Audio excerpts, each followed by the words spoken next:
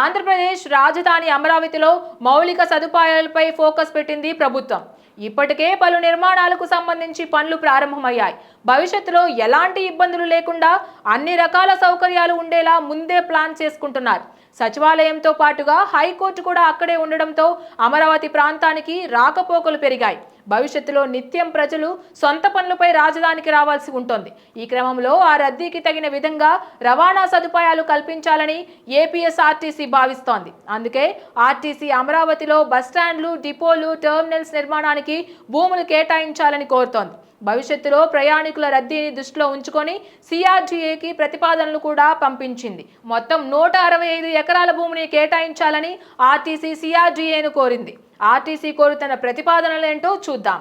అమరావతి మహానగర పరిధిలో రాష్ట్ర ప్రభుత్వం పరిపాలన, న్యాయ, ఆర్థిక, విజ్ఞాన, ఎలక్ట్రానిక్స్, ఆరోగ్య, క్రీడా, మీడియా, పర్యాటక నగరాలు పేరిట నవనగరాలు నిర్మిస్తోంది.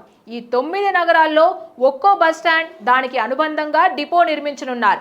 బస్టాండ్కు 5 ఎకరాలు, డిపోకు 5 ఎకరాలు చొప్పున అవసరం ఉంటుందని ప్రతిపాదిస్తున్నారు. మొత్తంగా 9 బస్టాండ్లు, డిపోలకు కలిపి 90 ఎకరాలు కావాలని అంచనా వేశారు. ఈ డిపోలకు చెందిన బస్సులను ఆయా నగరాల మధ్య నడపడంతో పాటు రాజధాని ప్రాంతం నుంచి ఇటు విజయవాడ, అటు గుంటూరుకు రాకపోకలు సాగించే వారి కోసం నడిపిస్తారు.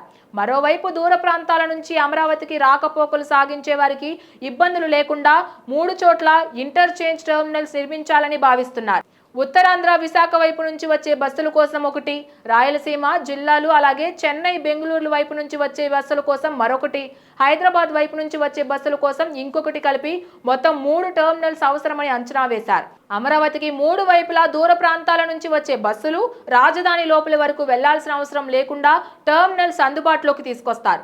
ఇక్కడ నుంచి సిటీ బస్సుల్లో రాకపోకలు సాగించేలా చూస్తారు.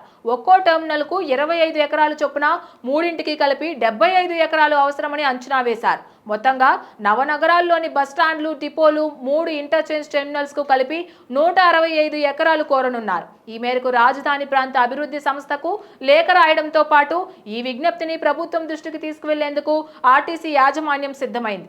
అమరావతికి భవిష్యత్తులో ఎక్కువ మంది ప్రజలు వస్తారని, వారి సౌకర్యం కోసం ఈ ఏర్పాట్లు ప్లాన్ చేస్తున్నామని ఆర్టీసీ అధికారులు చెబుతున్నారు. మరి ఆర్టీసీ ప్రతిపాదనలపై సిఆర్డీఐ అలాగే ప్రభుత్వం ఎలా స్పందిస్తుందన్నది వేచి చూడాలి.